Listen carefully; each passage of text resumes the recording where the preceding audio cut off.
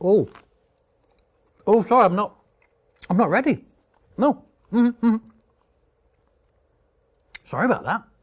I didn't realise we'd started. Anyway, I didn't realise that we'd just started. I was just having my lunch. I do love a combination of a bacon, lettuce and tomato sandwich. A BLT for me any day. Which is embarrassing. But nonetheless, let's carry on. In this short video segment, I'm going to introduce you to something very simple but important. It's referred to as speech construction. It's the way a speech hangs together. You have something important to say, so you arrange it in a logical and clear way so that your audience can easily follow your argument or your message. The structure or arrangement of your speech is the framework that holds everything together. Always remember that a speech without a clear structure will not go down well with your audience and won't get your message across. They simply won't know what you're going on about. Luckily, the rule of threes will help us out. It's an interesting fact of human psychology. We often appreciate an odd number of things better than an even number, and that we especially respond to things in threes. In fact, I can use this BLT to illustrate what I mean. You can think of a speech as being a bit like a sandwich. It's made of 3 parts. The top slice of bread is an introduction. The filling is an important bit, and I've got 3 fillings here. This is like 3 important points in your speech. And the bottom slice of bread is like a conclusion. That's brilliant. Oh, hi Jasmine. Yes, it is, isn't it? Yeah, that's really clever. Thank you. Using the sandwich. Yeah, good thinking, Batman. Thank you.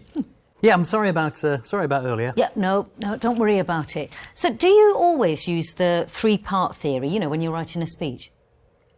Usually, there'll always be a beginning, a middle and an end. I'll usually have 3 important points in the middle section as well. But if I don't have 3, I'll try an odd number. It just seems to work better that way. OK, so leaving aside your BLT, you can finish that later.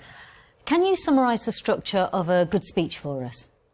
The beginning is the introduction to your speech. This is where you capture the interest of the audience and make them want to listen to the rest. Maybe you'll also let them know what you're going to tell them. The middle is the main part of the speech. This is where you set out and develop the main points of your argument.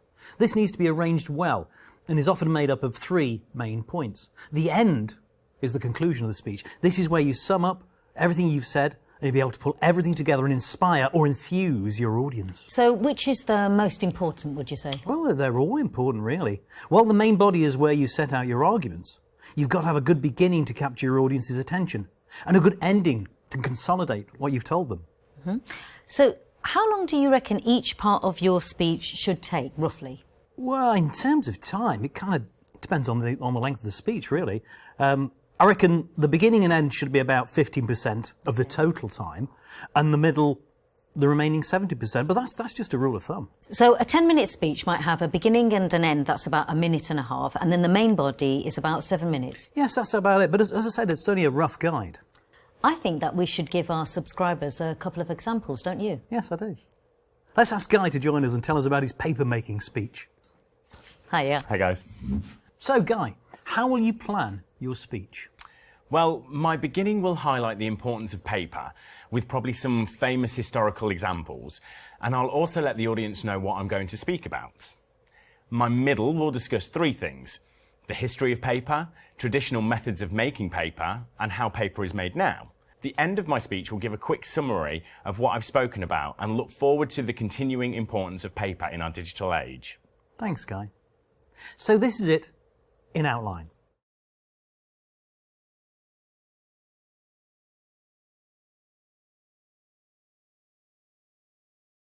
Jasmine, do you have an example? Yeah, actually, I have. I've prepared a speech that I'm going to deliver to you later on in the course, and it's about social media and how it's opened up a new channel of communication. That's great.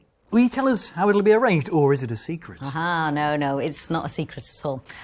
My beginning will ask the audience if they've ever been hashtagged, retweeted or liked. The middle section will look at social media as a modern channel of communication and examine its good and its bad effects. The end will draw this together and give some moral pointers to the use of social media. We'll look forward to that, Jasmine. So, we've looked at speech construction in this video because it is very important. Don't assume that your audience are skilled at active listening and will immediately follow every point that you're talking about without help from you.